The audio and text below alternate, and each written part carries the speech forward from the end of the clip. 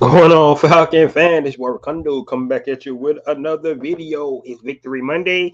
I said I was going to be back today to talk about some big takeaways from the game yesterday, and I'm going to look at the defense and offense, and just look at the numbers so far this season and how I think the Atlanta Falcons can kind of move forward, and kind of do a deep dive of some of the things that we've been talking about, and some things that kind of surprised me when I was going through the numbers. So I'm going to get on that today. Definitely want to hear from you guys. Going to talk about the injury update. We had a lot of guys that got injured yesterday. Hopefully, some of these guys can come back, and we're going to talk about that, guys. Before we get into that today, if you have not already, go ahead and please subscribe to this channel. Please hit that notification bell so you know when I drop another video. Please hit the like button so I know you guys out here that I talk about. Then please share my video throughout the YouTube universe so more people can come in and hear me talk about. That's correct. These Atlanta Falcons. What's going on, EQ? Yeah, we're going to get right into the injuries right away. Today, of course, I said Dan Quinn. I'm about to say Dan Quinn. Um, Arthur Smith came out today and he talked about our injuries. Of course, we had two guys go down with lower extremity injuries with their knees. That was Caleb McGarry and Nate Landman. He said those guys, the imaging came back good, so it's not a long-term injury. However, they might not be able to come back this week. We will know more on Wednesday when the official injury report come out. AJ Terrell is still in concussion protocol, so we'll get to see how that go through the week and see if he's going to be able to go. My biggest fear for him, a lot of guys say go in concussion protocol, kind of be out for 1 week and then they come back. But hopefully we can actually get AJ Terrell back because we got a big matchup with Mike Evans. Um, Guy just went over 1,000 yards again for his 10th straight season. So we want we want to be able to have AJ Terrell out there for that matchup. Um, Dave Amiyala actually went out as well. So another guy we're gonna be monitoring, Drew Dahlman, which I didn't even realize he had a concern. Another guy that they're gonna be monitoring on Wednesday as well. Then hopefully we get Mac Holland, Mike Hughes back. We'll get we've got a big injury report coming up this week. The biggest thing is just getting that MetLife field, man, with that inclement weather that was out there. I'm glad we got away with not some season ending injuries, but moving forward, especially week, we got to monitor that and see what guys gonna be able to go and what guys not. So we'll just stay tuned to see on Wednesday and see what kind of news we get on some of these guys. See if they return. More than likely, I think Caleb McGarry probably won't be a go this week. But Lancer came in and did a great job, right? So that's what you like to see. Guy coming in, they start to run the ball that way too, or on that side, the right side of the ball, and they start to move the ball in the second half. So he came in and did a really good job. So that's what you want to see when you have depth and certain positions come in. Now, Andre Carter came in, for Nate Landman. Of course, big special team guy was coming in trying to fill in for Nate Landman. Hopefully Nate Landman can come back. We'll just have to see. But time he came in, the Jets went right away and tried to target him. So those are some of the things that you definitely, you know, don't want to see. So that's you gotta be really concerned about that. EQ says, um, we done the best we could in the weather with that. Yes, that's right. We're gonna talk about some of the takeaways from yesterday, but but guys, that's the injury report. So just going in, hopefully some of these guys can get back healthy. We want to be able to have a good healthy squad going in, especially these next two division games. We undefeated in the division, so we definitely want to make sure that we're going to be um, try to keep the record up and try to stay undefeated. We stay undefeated in the division. I think that's our key to getting into the playoffs. So it's going to be a big week for us. Hopefully, we get some guys back here. That's going to be really, really good for us. All right, all right, all right. Let's get into some of the offensive takeaways. Um, for yesterday's game. All right, so like I said yesterday, there were really not a lot of offensive takeaways to take from yesterday's game.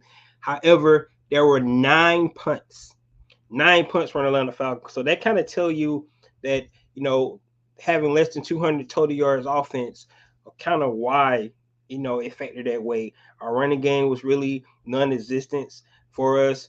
Of course, the passing games, we was like 3 for 14 on third down. So, that's pretty much shows the Atlanta Falcons did what they had to do to get the win they had to get. They took away of the turnover.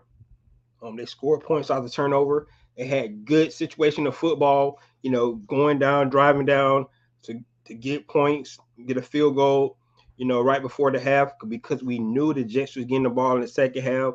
So they took opportunity of some of the situation they had. They took opportunity of some of the short fields that they had, and they was able to put enough points on the board to be able to win that game. Um, but it's nothing to ride home about when you're trying to think about how good offense looks, especially running the ball in an Aints game to where we saw yesterday. So it's not a lot of things you can take away from it. Of course, one positive thing was Kyle Pitts did get involved in the game a little bit more. You like to see that. um you still want to see some of those deep passes that's not happening down the field for us. That's really hindering us. They're hurting us a lot. So those are some of the things that we definitely, that these next 5 games, I think, in particular, Desmond Ritter needs to actually do better at. Right, those are some of the things that we definitely need to see Desmond Ritter do better at. But so that's where we at from an offensive standpoint. Like you said, the third string quarterback didn't beat us, and even the fourth string quarterback.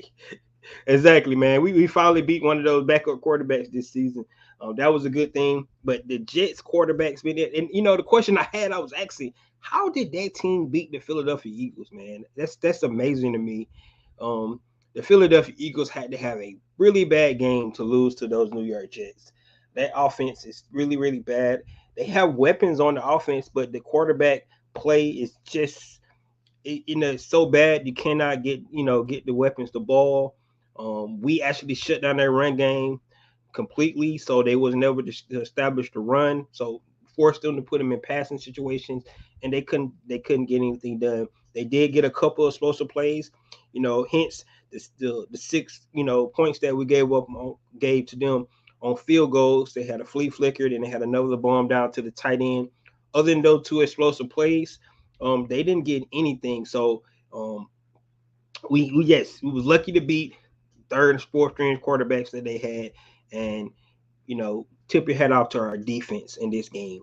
All right, but guys, before I go into the defensive takeaways for yesterday's game, like I said, I was crunching over some offensive numbers, and I just want to shed a little light on some things that really interested me. And sometimes when you see stuff that's through the season, especially on offense, we came into this season and we had high hopes for the offense and things that we thought that his offense can be, right? And in perspective to how we thought how explosive this offense can be. But these are the numbers, and they're not as good as we would want them to be.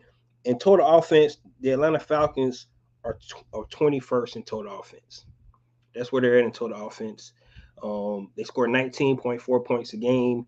Um, they're actually 14th in passing, and they're fourth in rushing. Right. So those are the numbers. Um, when you're looking at the Atlanta Falcons, that fourth and rushing actually the one that really helps us put us to where we need to be. But those numbers are not good at all, especially with the weapons that we have. That's really interesting to me. Um, you're looking at guys like Desmond Ritter, his numbers on the season, and see this is where you know people started questioning is he's the guy or not, because when you're looking at Desmond Ritter, he has 8 touchdowns and 8 interceptions. That's it. 8 touchdowns and 8 interceptions. That's not good. So we got 11 total passing touchdowns on the season. And we just talked about the Jets offense, right? And honestly, when I look at that and I see we have 11 passing touchdowns, 10 rushing touchdowns, so we got 21 touchdowns as an offense. How are we 6-6? Can anybody explain to me how the Atlanta Falcons 6-6 when we got 21 touchdowns on this season? Right? That's not really good from an offensive standpoint. And to make it even worse, we have an offensive minded coach in Arthur Smith, right? But to have 10, 10 rushing touchdowns, 11 passing touchdowns, and we only averaging 19 points a game. I heard a thing today, or I looked on, it was on Twitter, where they said that we haven't scored over 30 points this season. So with all those weapons, all the excitement that we had, you know, over the off season, you know, coming in with high hopes with all these weapons we got, thought Desmond Ritter was going to be better than what Marcus Mariota was able to do last season. To be honest, this offense has been worse. Um, we are winning games, and we'll get into that because it's more on the defensive side of the ball while we are winning these games. But from an offensive standpoint, we're not producing enough points as a whole overall to actually be competitive, right? So, you think about only 21 touchdowns, and we not in week 12, we played 12 games, right? And we only produced 21 total touchdowns, 11 passing, 10 rushing, and that's not good, right? And like I said, only thing I can put it on is a young quarterback and the offensive coordinator, who is also our head coach, has not been able to get this offense going in the right direction. And now we're getting to the part of the season where these games starting to matter. And like I said earlier last week, like I said, my keys to victory for that Jets game is, at this point, it doesn't matter. A win is a win. Find a way to get the win. But when you're moving forward, if this offense can't get going, these last 5 games are going to be kind of tough, and it's going to be really hard for us to try to figure out what we need to do, right? Because looking at those numbers, I mean, Desmond Ritter has eight touchdowns, 8 interceptions, 2,549 yards. The yardage is there, but um, not not to where we want to see from offense. You know, 21 touchdowns. We have some quarterbacks, by themselves, they got more touchdowns than that, right? Not just not just as a team, just a quarterback themselves got more than 21, and our team has only 21 touchdowns, right? Um, the whole big thing that what I was talking about, getting the ball to our playmakers, Drake London and Kyle Pitts. Believe it or not, and I want to give you guys these numbers. Drake London has the most targets on the team at 73. Kyle Pitts has the second most targets on this team at 68. Right, so it's kind of balanced between those two. Kyle Pitts have been targeted 68 times. Drake London been targeted 73 times. Of course, Drake London have more receptions at 46. Kyle Pitts had more receptions at 41. So really close to where those guys been targeted.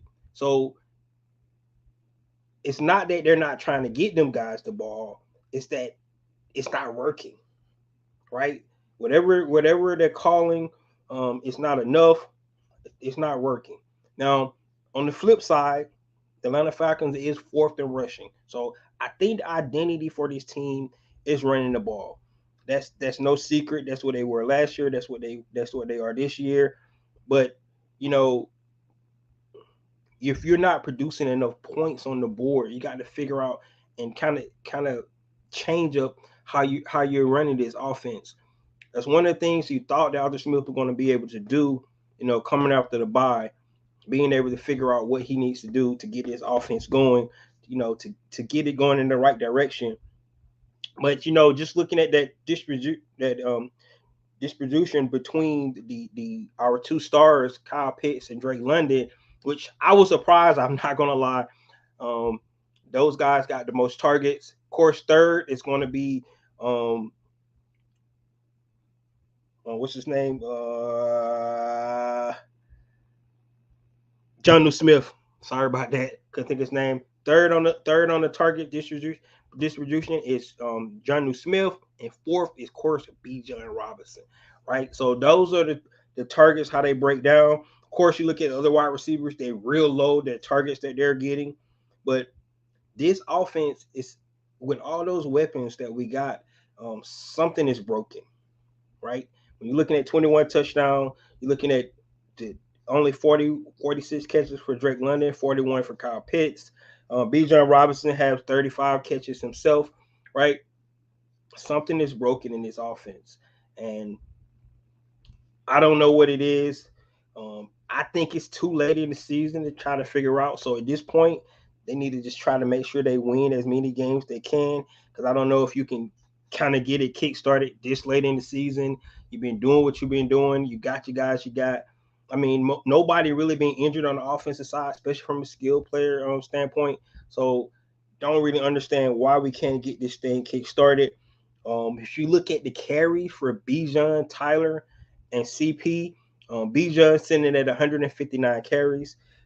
Tyler just sitting at 143 carries, and CP, which is really low, is only sitting at 30 carries. Right. So if you're looking at those, that could be better as well. Of course, we're a running team. Um, that's kind of low because when I was thinking about the carries, last year the Atlanta Falcons had over 500 and something carries.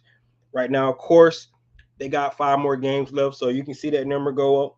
But the carries and from running the ball is even lower at this point of the season than it was last season. So, with all that being said, is that the offense is at a lower and worse pace than it was last season than it was this season. The interesting thing is we're actually winning games, now that we wasn't winning last year. And that's the takeaways that I got. Like I said, it's really nothing you can do moving forward. They just got to go out and win games. They got to figure out a way to get the wins in. But just looking at the offense, it's broken. So a lot of things that they need to kind of figure out what they need to do. We talked about it yesterday. Trying to get more explosive plays down in the passing games. You got speedy receivers and Scotty Miller. You got speedy receivers and Van Jefferson, things like that. But at this point of the season, it's all about getting W's and trying to get yourself in the tournament, right? And see what happens from there. You need to play the run game as much as you can, but at this point, um, I have no idea how the Atlanta Falcons are 6-6 with only 21 touchdowns on the season, and our starting quarterback only have 8 passing, and you add that on to the 8 interceptions and the fumbles that he have as well. So um, it's not good in my estimation. EQ says I can understand that rating. We're just not playing as good as we should. No passing game, not whatsoever. We have no passing game. You said the plays look complicated and we're not executing. I see wide receivers in the same areas, tight ends and wide receivers in the same areas. I just don't. Yeah, I have. It's broken, man. And so I looked at the Kansas City um, Green Bay game last night, right?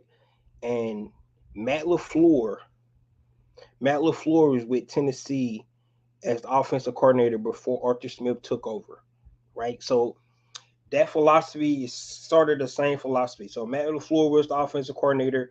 He got a job in Green Bay, then Arthur Smith took over, right? So you're kind of thinking Arthur Smith is kind of from that coaching tree.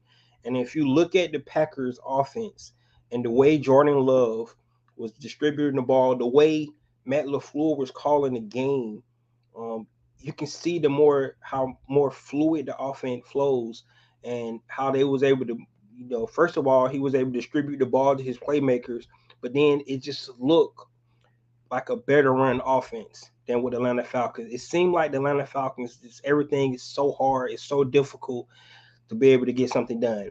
And like I said last night, it's coupled with a young quarterback. And don't let them mistaken. Jordan Love is a young quarterback as well. Yes, he's been in the league 4 seasons, but he hasn't started a lot of games in the NFL. And it's the play caller. So between Arthur Smith and Desmond Ritter, um, this offense can't get on track because of those two guys. And to your point, it seemed like the receivers, the tight ends, the route comes, concepts just don't match up to what they're trying to do for some reason, and it looked clunky. Like every throw looked hard. The guys can't get situated. They can't get open. I mean, if you go back to yesterday's game when Kyle Shanahan was calling the game for the San Francisco 49ers, guys wide open, just scheming guys to make plays, and that's not what we're seeing from this offense, right? But at the end of the day, right, we're 6-6. Find a way to win. Just was interesting to me. When I heard that we haven't been scored over 30 points this season, I thought that was really interesting. But then you go look at the numbers, and you see we only got 21 touchdowns, and our quarterback only threw 8. Right? It's not like he ran for 4, so four of those rushing touchdowns come from our quarterback. But so he have 12 touchdowns overall, but that means we only got 6 other touchdowns from our running backs, our 3-headed monster that we got. So, like, we're just not putting up enough points. There's really no excuse for it in my estimation because we have the talent there. Only thing that I could, can conclude is that it's coming from the young quarterback and the offensive play calling. That's just really, really boils down to. And you ask yourself in week 14, going into week 14, this Sunday, can it be fixed, or do they just need to win by any means necessary? And in my opinion, that's where it stands. They need to just start to win and try to just win this thing by any means necessary.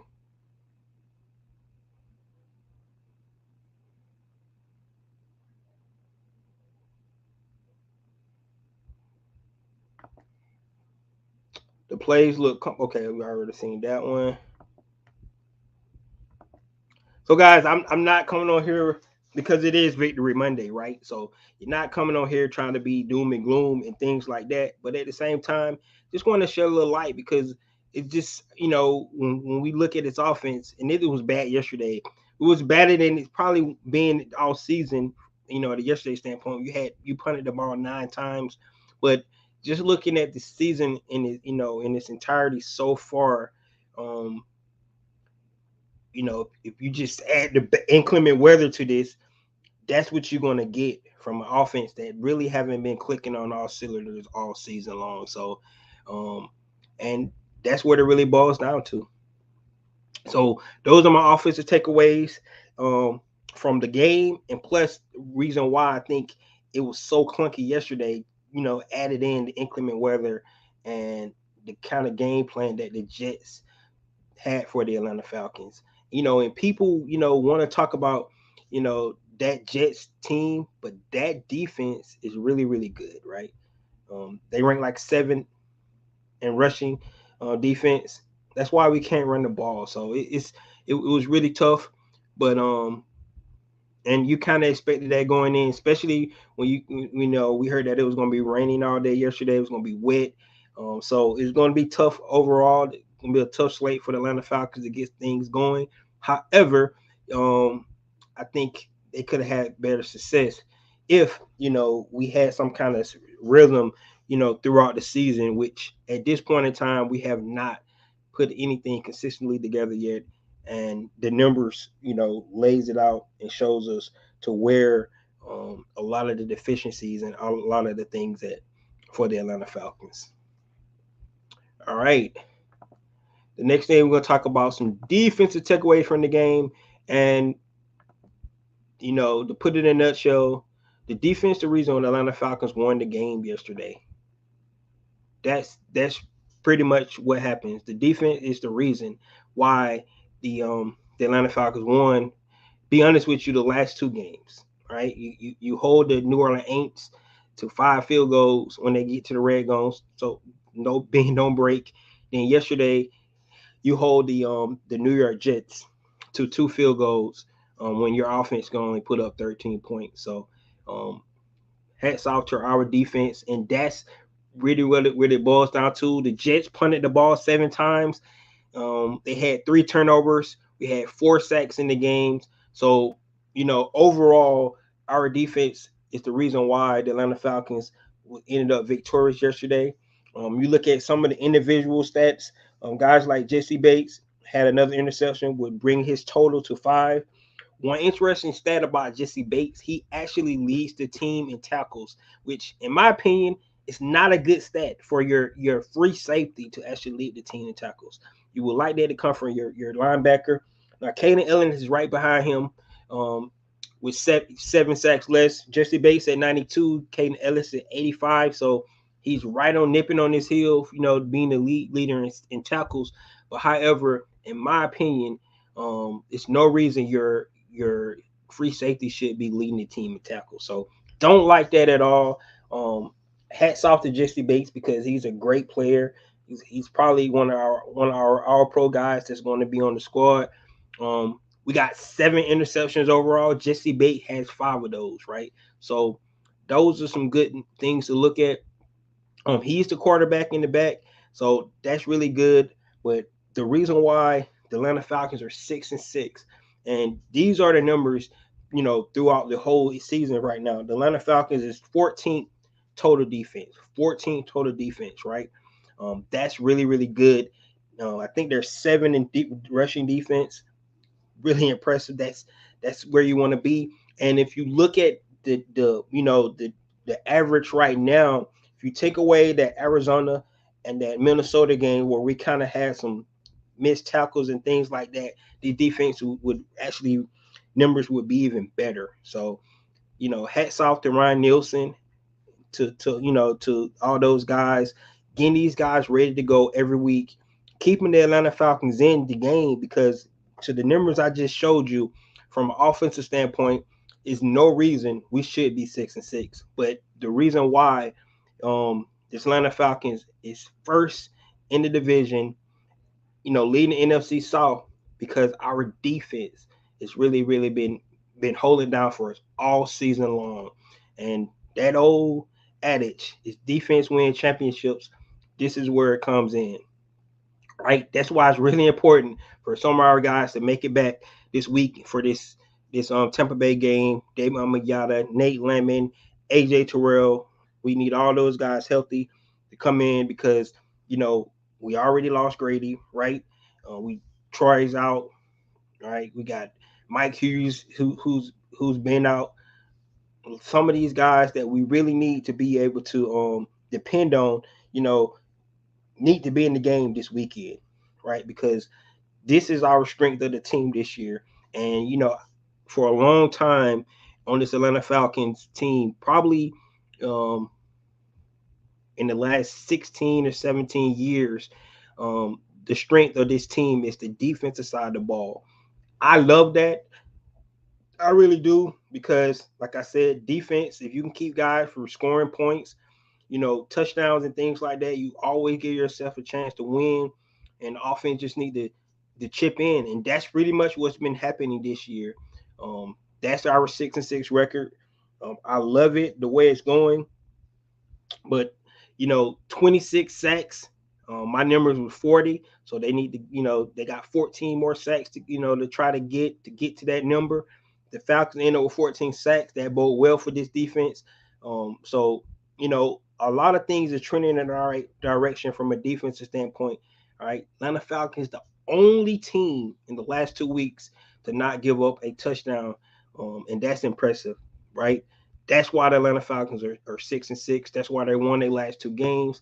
Hopefully, we can continue that this upcoming week. But the takeaways from yesterday's game is because our defense showed out, balled out, and did everything they had to do. Yes, they gave up 2 big plays, which really irritates me. Jeff Okudah has to do better on those plays. One was the flea flicker, of course. The other one was the tight end got behind. Some communication issue there seems like with JC Bates and Jeff Okuda on both of those plays. But for some reason, we have to stop explosive plays. That's like one of my keys to victories this whole season, because I think if this Atlanta Falcon defense make teams drive the distance, it's really hard for them to punch the ball into the end zone. But giving up explosive plays, it helps them out. And I don't even want to give up 3 points. That's where I'm at right now, because I'm not sure how many points our offense is going to be able to score. Um, it's still time to turn it around from an offensive standpoint, but if you're looking at the numbers from the last 12 games, um, I think the most games we have scored this season has been 28, right? Um, and that was in the Texans game. I can't even remember which game that was. We scored 28, but we have not scored a lot of points this season. EQ says, "Hey, bring back Matt as our coordinator." Yeah, that would be nice. He said, being for real though, Josh McDown is a good coordinator. But yeah, man, Arthur Smith got him. He need to make a decision here. He really do need to make a decision, and determine what he's gonna do. He really needs to make a decision. That's where it boils down to. Um, he has to decide whether he's going to keep calling this game and keeping things in up. Like I said, I'm be honest with you. The fact that he has been trying to get the ball to Drake and Kyle is was actually kind of made me happy, because those guys having the most targets means that he is really trying to give him the ball. It's just that it's not connecting, right? I mean, out of the 68 attempts that Kyle Pitts, he only caught 41 of those, right? And out of 73 for Drake, he only caught 46. So, um, even though they're being targeted, they're still not getting the percentage we want on the targets that they're getting. So, but just the idea that he is going in with a game plan to try to get the ball into the playmaker's hand, which means that his offense ain't working like it's supposed to. And like I said, it's either the quarterback or the play calling. It's one or the other. Um, I don't know, because I don't know the plays they calling. I don't know if the players run the right routes. I don't know if they're not reading the quarterback's not reading defense right, or whatever the case may be. But it's not translating into yards and points, and that's what the offense is supposed to do. So, um, there you go. He said Josh got a lot of rings. That is 100% true, man. I like this season is really nothing we can do this season. I think it's too late in the game.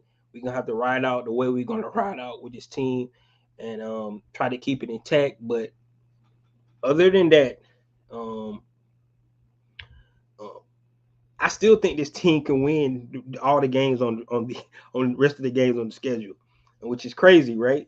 Because after looking at these numbers, I'm like, how in the hell are the Falcons 6-6 when they only scored 21 touchdowns on the season, right?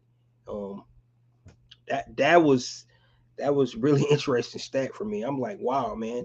Um, and then our quarterback only threw 8 touchdowns, so you know it's not. He has not sold me that he could be the franchise guy. Let's just say that he had 5 more games to show me something, but he has not sold me that he can be a franchise guy on this team.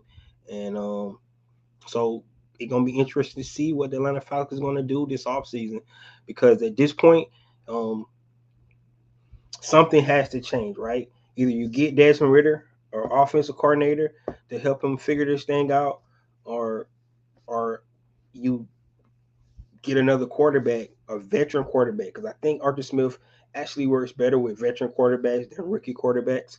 Um, and if you bring in a rookie quarterback, you definitely need to bring in a offensive coordinator to get this thing going. So that's where I'm at with it. Those are the takeaways. Head off to our defense, the way they played yesterday. I don't think it's no doubt in my mind that watching that game, if the defense don't stand up and make the plays that they need to make, that they should have made, because the Jets offense is so inept, right? It should be no excuse that we lost that game. I think if the Atlanta Falcons would have lost that game against the Jets, um, you might well just go ahead and call it a season, because that's how bad the Jets offense were, right? And our defense made them look as such, right? So that's what they were supposed to do. They did everything they were supposed to do. Um, but those are my takeaways. It's Victory Monday. They want to come on here and give you the facts, right? Just talking about the numbers, the way they are, the way they laid out. Um, but the reason why the Atlanta Falcons were victorious yesterday was because of our defense. And our offense made just enough plays to get it done, right? That has to be the formula.